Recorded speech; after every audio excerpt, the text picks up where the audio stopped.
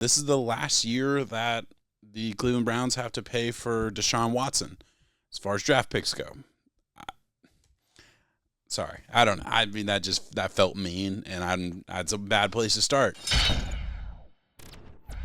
What is up, guys? I'm John Camacho. This is Between the Pylons. Guys, today we are talking about the Cleveland Browns 2024 draft class. This is the one-year review, guys, all right? It is not a complete picture by any means, but giving us a good little, okay, where are we at right now? How's it looking?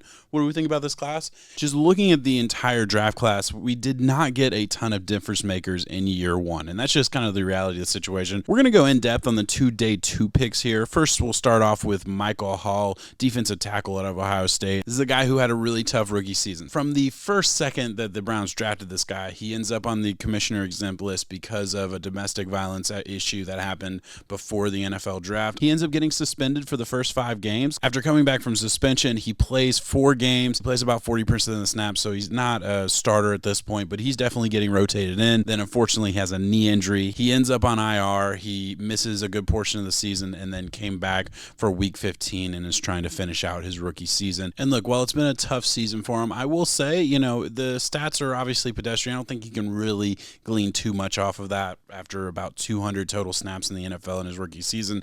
I'm not going to overly look at that, but, he has a sack, couple hurries, pass rush has been solid from the interior. That's, about as good as I would expect from kind of the situation he's been in.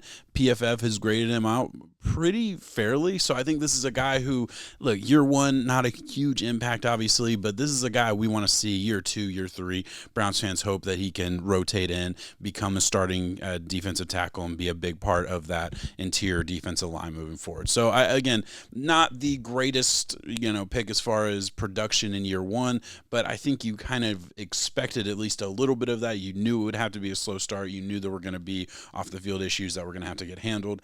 Injuries happen as well. But at the end of the day, the arrow is pointing up for this guy. He's a guy who I think in the next couple years, fans are going to be really excited to see a bunch more from him. And then their third round pick, another guy who did probably fall to them, not off the field issues. This was injury issues. Zach Zinter, Michigan guard. He breaks his fibula and tibia in the Ohio State rivalry game. Doesn't get to play in the playoffs or the national championship, but was part of that team that won the national championship.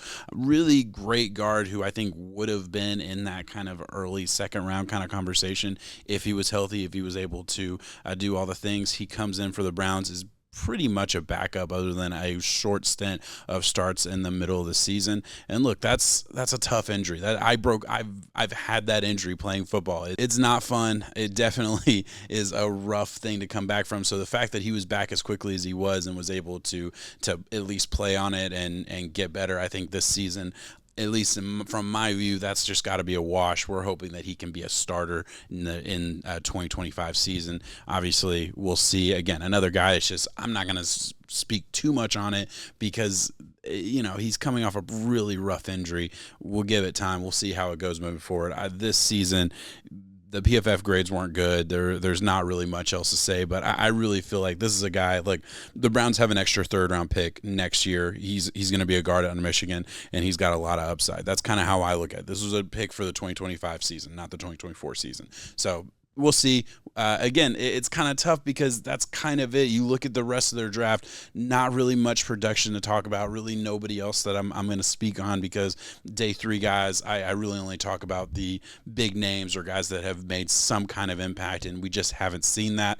Worth mentioning that probably the most impactful part of the draft assets from the 2024 draft class did end up being Jerry Jeudy. They were able to turn a 5th and 6th round pick into Jerry Jeudy, so that's at least worth mentioning that, as far as what this entire organization did, they brought in a really good wide receiver for very few assets. So we like that. All right, guys, that is all I have. Look, really, really rough. I don't want to say rough draft class. This is just it's a draft class that really hasn't proven anything yet, and we're gonna have to see moving forward.